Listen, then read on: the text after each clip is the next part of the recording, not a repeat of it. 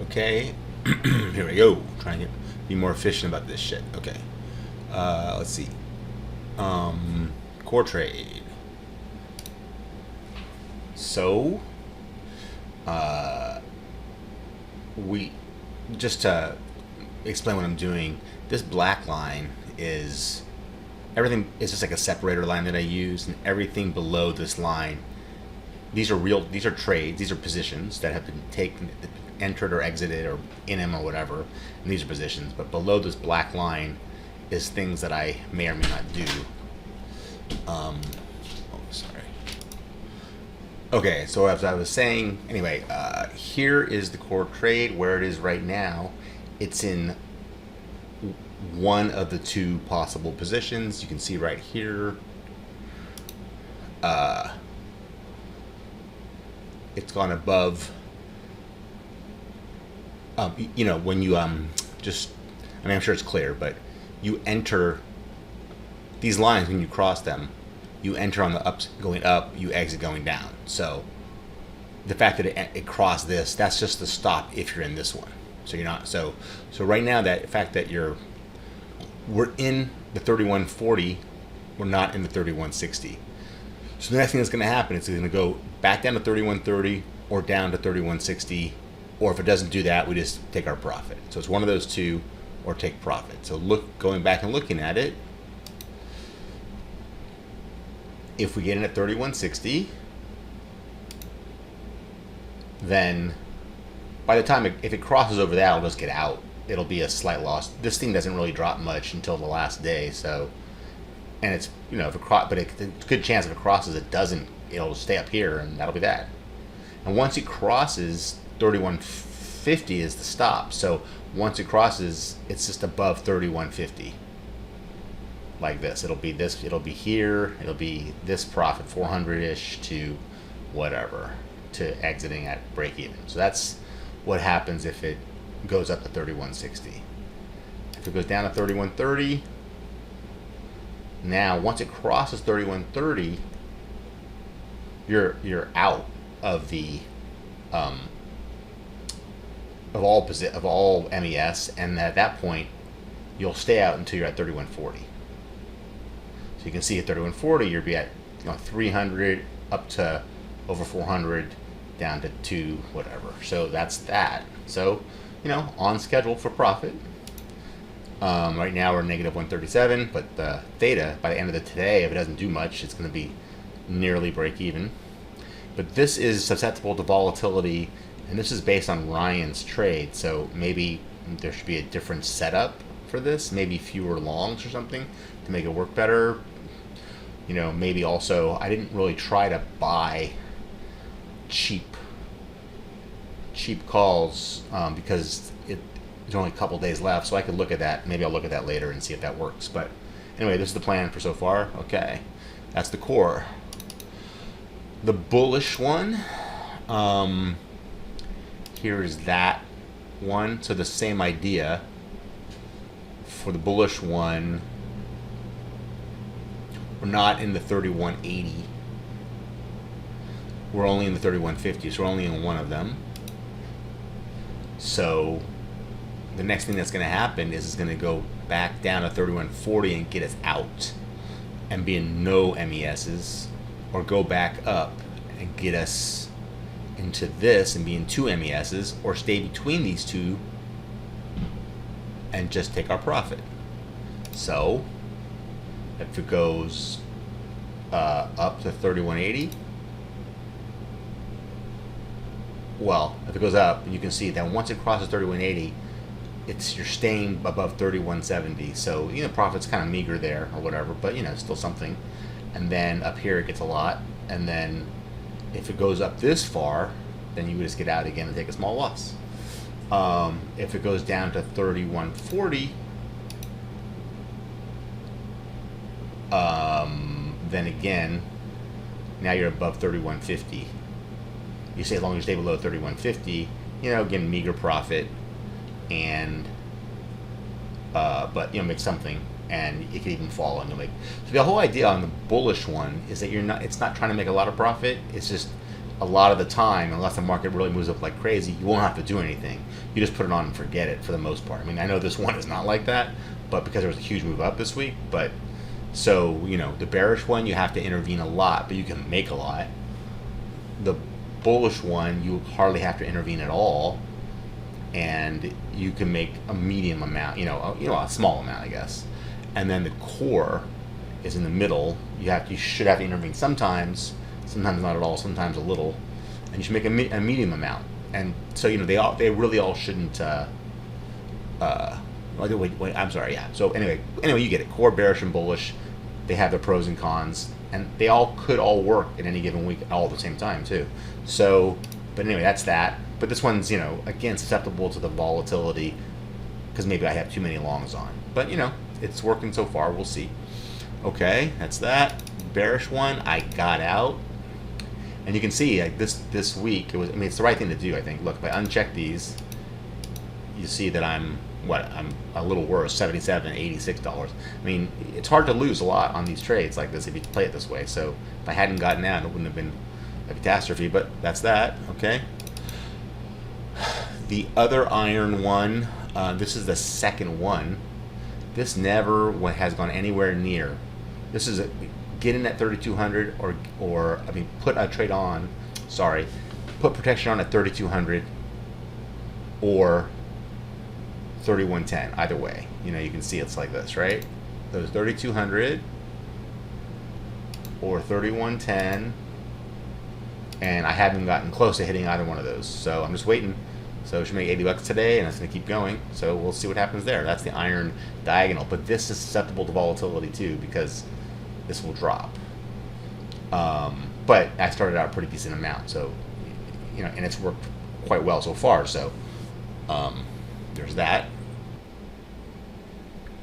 Sorry, my wife was moving a chair through the apartment, and it was going to get loud. Okay. Okay. So. Oh yeah. So I just showed you this one. Okay, so I think going to this one next makes more sense because it is similar.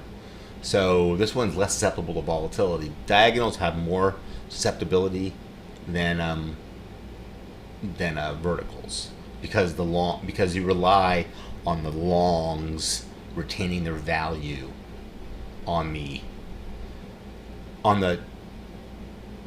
diagonals. You rely on the longs retaining their value because these have more time value. So part of the way you make profit is not only do you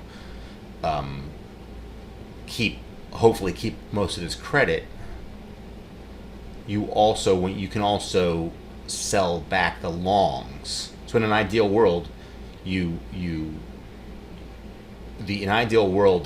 credit on the longs on the diagonals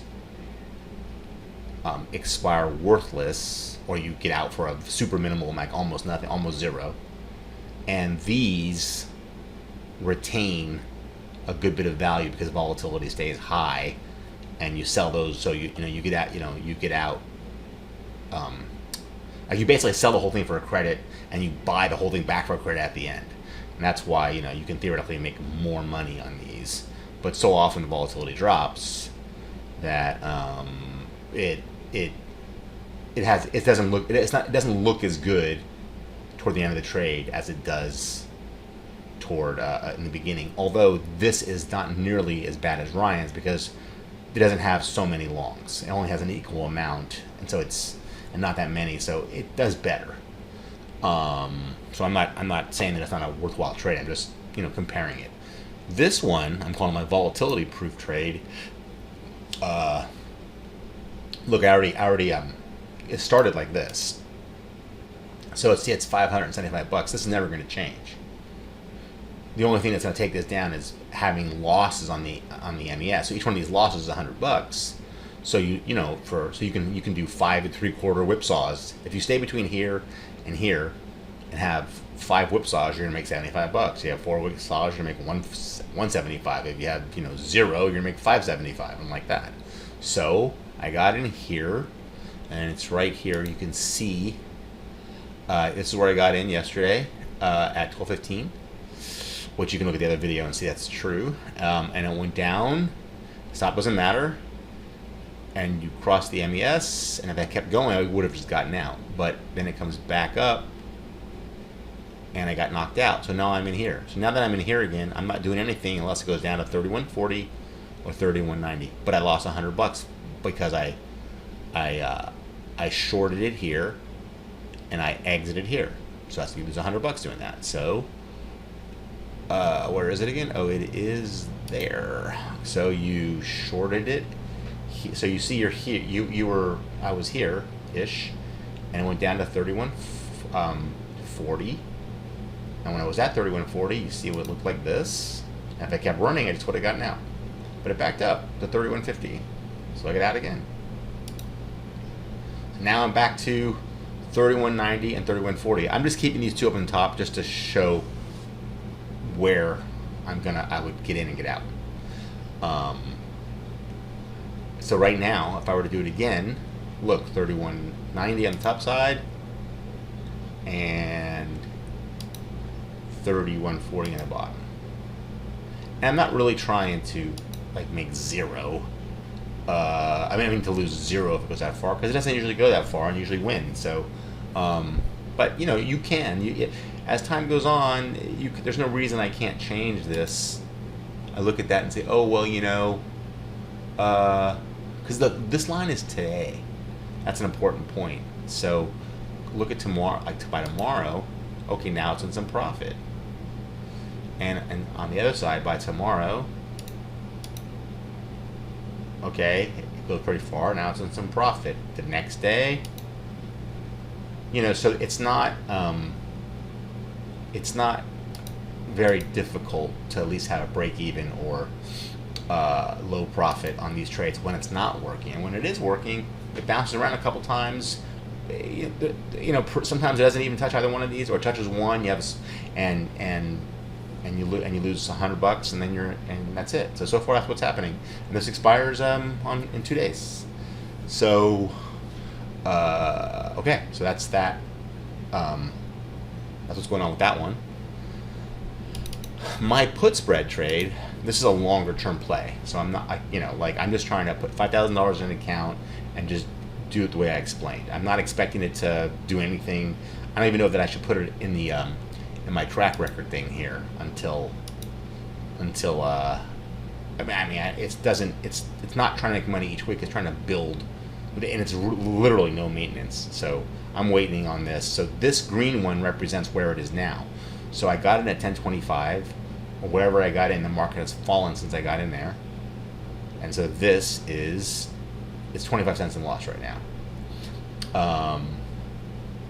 But you see that I'm only using 14.30 in margin, and by the end of the month I'm going to have $210, which is, whatever that is, what's 210 to 14.30?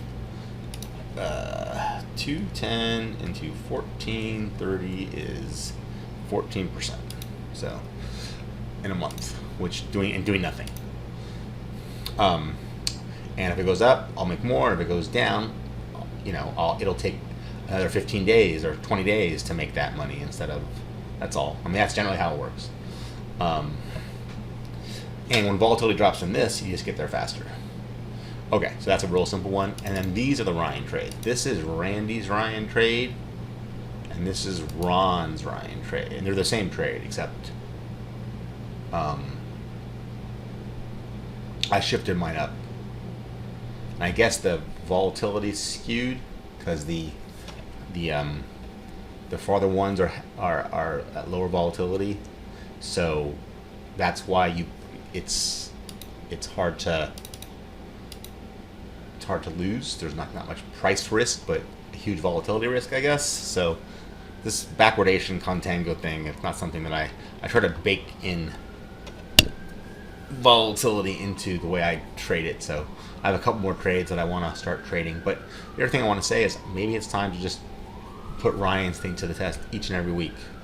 So, okay, so that's what's going on right now. I think that's the whole story.